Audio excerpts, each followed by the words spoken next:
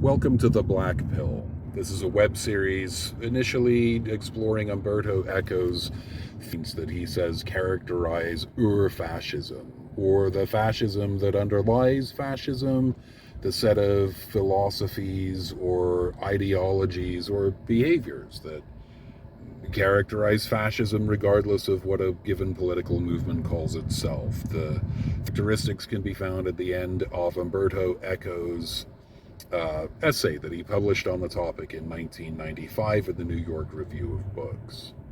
Umberto Eco was an Italian novelist, most famous stateside for The Name of the Rose. And he had some literary theories. It's probably why he shows up in BreadTube, in various literary critique kinds of sites. Um, I'm not much of an historian or a biographer. I don't care about any of that. That's not what this chat is about. Suffice it to say, he was a professor emeritus, a respected thinker, a medieval scholar. What makes Eco's speculation particularly relevant is he grew up with fascism. He was born in Italy in 1932. By this time, the Mussolini's fascist state was already 10 years old. So that fascist thinking pervaded the government, it pervaded the school system. Eco writes about having to give a speech about the wonders of fascism, and he got top marks on that speech. It began to seep its way into his relationships and his education and his daily life. The Allies invaded Italy in 1943. The king of Italy tossed Mussolini unceremoniously from power, and when the communists caught up with him in his puppet state in northern Italy in 1943, they immediately formed a firing squad and executed him. I was just an observer, not a political scholar, an historian after the fact. Maybe some other opinions are more qualified. For myself, I'm no kind of scholar or historian on the subject. I'm just a psychologist, a bystander, as was Eco, at the rise of American fascism, trying to sort out what's happening to us as this rise seems increasingly inevitable. I'm starting here because I can start here. These reflections are not meant to be in any sense definitive. They're me thinking aloud. So, to begin, the first trait of fascism, or just fascism, to save us oxygen, is syncretic traditionalism. Syncretism is a mashing up, a combining of various elements of different cultures, different faiths, different traditions. Buddhism, for example, rolled back and forth across Asia over the course of a couple of thousand years. Everywhere it went, it picked up elements of local faith traditions on its way east or west. Modern Buddhism is diverse, comprised of many regional variants influenced by Taoism, Shinto, Sikh, and Zoroastrian traditions. Christianity is similarly quite various. People practice faiths that come from a European diaspora that joined with or overrode existing traditions all over the world. Eco suggests that any traditionalism must be necessarily syncretic, because stories change over time, and old stories don't fit modern cultures, and people move around. Stories necessarily change, merge, subsume, and are swallowed by other cultural artifacts. For the fascists, the point of all this is to limit knowledge, to limit the possibility of knowledge. No new thing can be learned. Elders long ago learned and wrote down everything that would ever be of any importance. Everything else is folly and falsehood, temptations from the righteous path. Evolutionary biology must be necessarily a lie from the pit of hell. Everything I need to know is in my Bible. This kind of thinking requires comfort with mutually contradictory points. That is, the cited works needn't be logically consistent. Indeed, they were written in a time before logic had anything to do with history or morality. The Sixth commandment in the Old Testament is to refrain from murder, and various of the following pages extol murder and exhort us to it. A lot of words get spent rationalizing this inconsistency, but the laity doesn't know Greek or the context of the tribal societies who wrote these laws in these books. The New Testament contains various stories of the murder of Jesus, and none of them quite agree. Each is fine if read from beginning to end, but when read in parallel, become full of all sorts of problems. Defending literal readings of old books requires mental gymnastics. One proves one's faith by engaging in such contortions. Logic is refused exactly because logic tempts one away from some older truth, a truth based in faith and therefore in group inclusion, rather than a scientific faith. The truth is knowable within some constraints, and being wrong isn't the end of identity, but part of the process and an opportunity to increase knowledge. I remember a family trip across America. I'd never seen much of the country, so I wanted to go even to hokey places. The so called Badlands were windy and desolate and delightful, and the fake western town in South Dakota was novel to an English boy like me. But in the various gift shops surrounding the Wall Drug was evidence that this town was the sole property of the Sturgis Motorcycle Rally. 100 t shirts and other paraphernalia, the same design, the same message in one form or another, that everything you need to know is in the Ten Commandments and the Second Amendment, and neither is taught in school. This is the ultimate expression of syncretic traditionalism, a hostility to outsiders. Shoot first, ask questions later. My property is worth more than your life, combined with a set of absolute directives, including the directive to refrain from killing. It doesn't make any sense. It never made any sense. Sense is not the point. The point is to rationalize people's feelings of distrust, anger, and xenophobia, then give them a group to point those feelings at, never minding the danger in that act. Liberals are coming for your guns. Hillary Clinton wants open borders, and Barack Obama wants to repeal the Second Amendment, and no evidence is needed because these are outsiders, women and black people, and Muslims professing an insincere Christianity. That's fascism. The claims aren't even intended to be true. No attempts at debunking can succeed because this just makes one an outsider.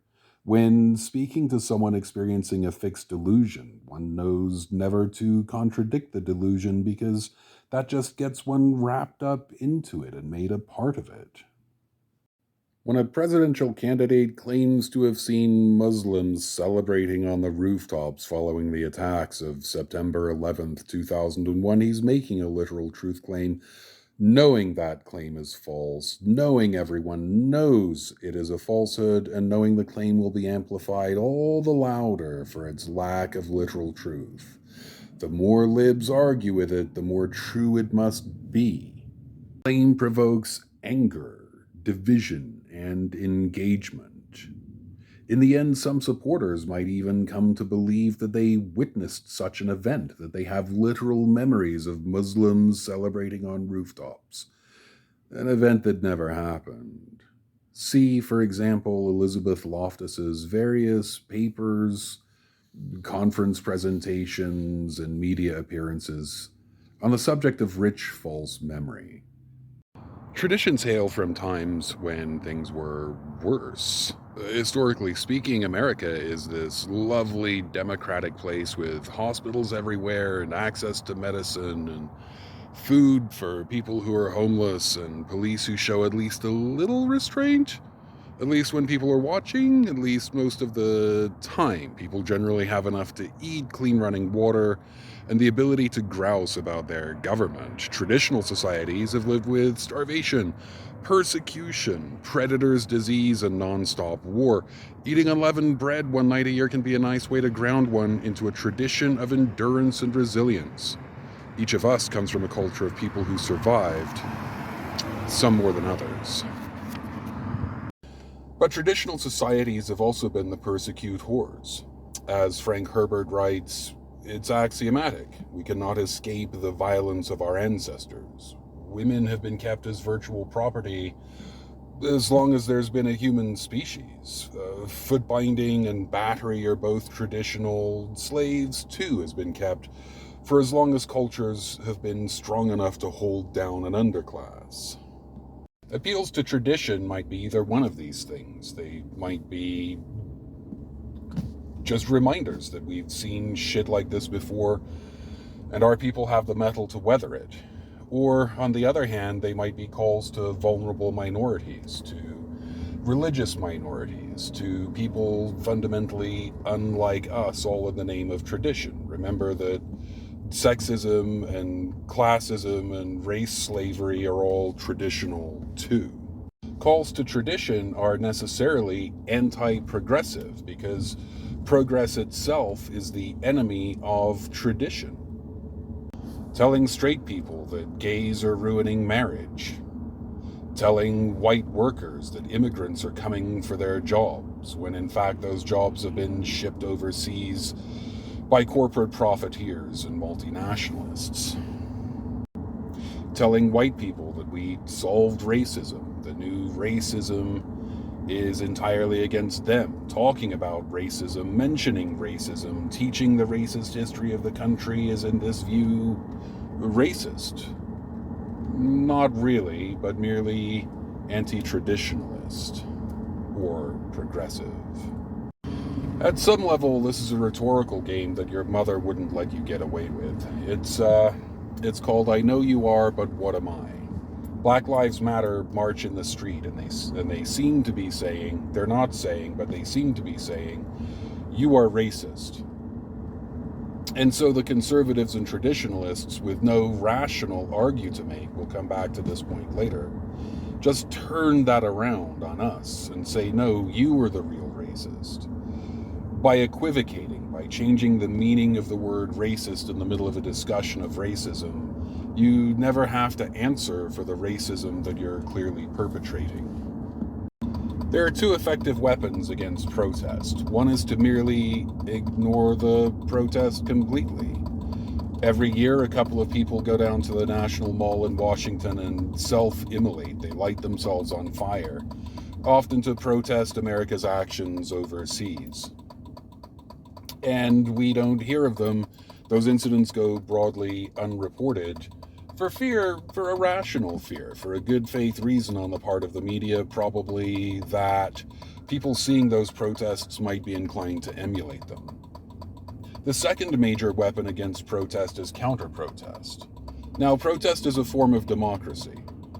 When there are 1 million people in the street protesting for civil rights in one form or another, and 12 people in a field protesting for the right to carry Confederate flags, that's democracy at work. One of those teams is going to win in the elections, and the other is going to be discredited and barely covered in the media and slowly disappear.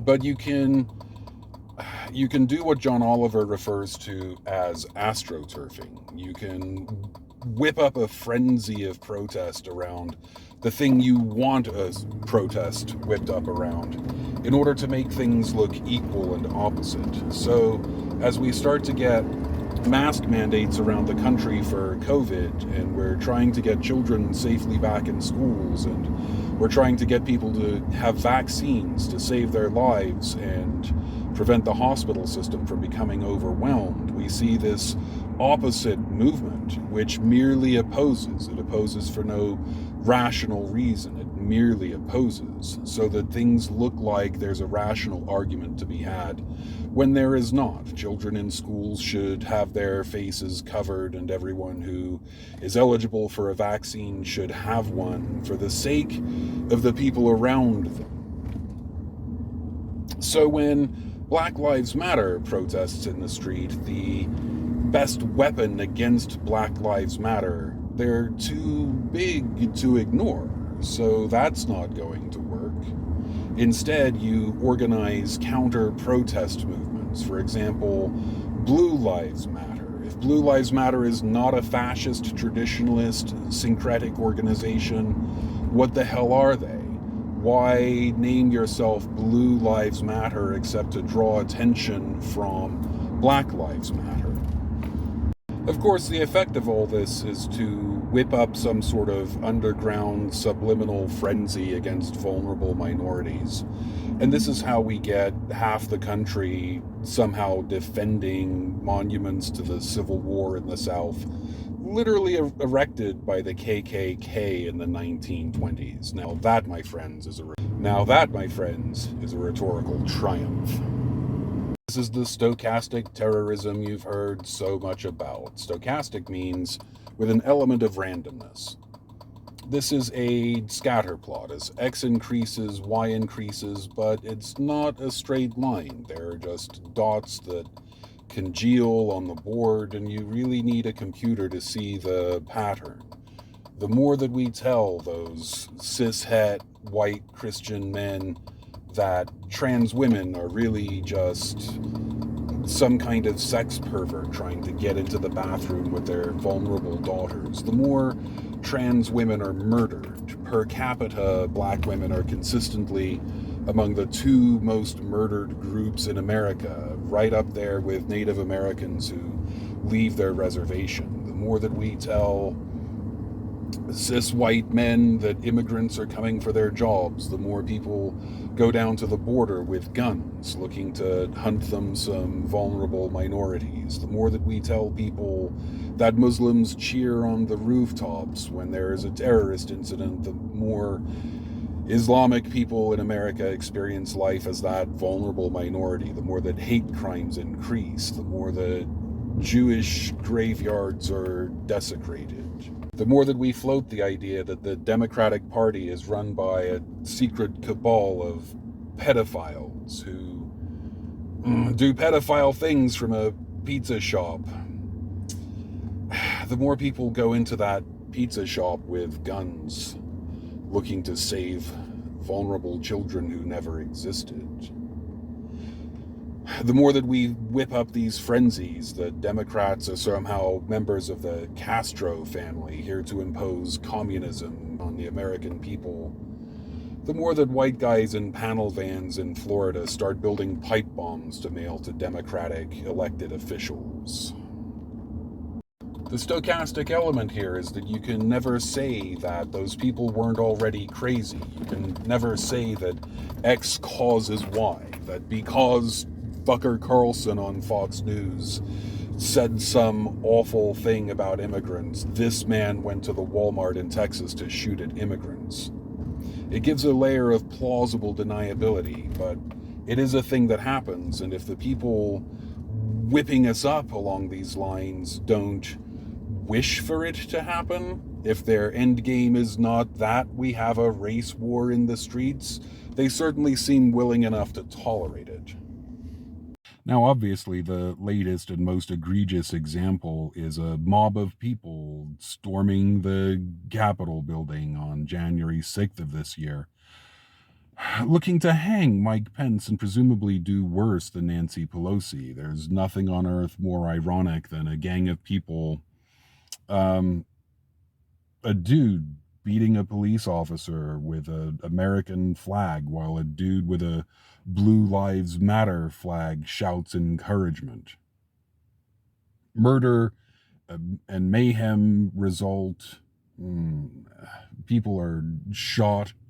There's a Confederate flag in the Capitol building for the first time in American history.